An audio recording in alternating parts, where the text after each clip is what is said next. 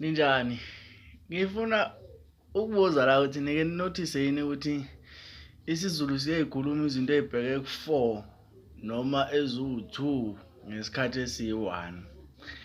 Yabona nje sike sibe simple kodwa sibe nzima. Uma uzosilalela usheshisa sibe lula. Uma uzosilalela ujule ngaso sisho into ezu2.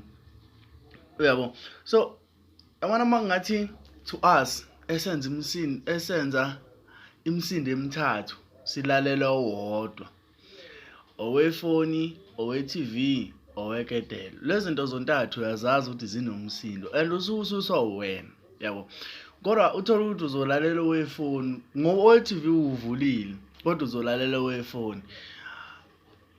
Yabona lento mase ngithena isiZulu asitolikwa. Sikudida iqedile sekufuneka ukuthi ucabanga ngenye indlela, hayi ngale kade ngisho ngayo.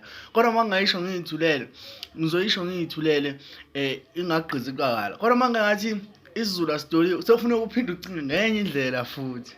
Hayi bafethu, hayi kodwa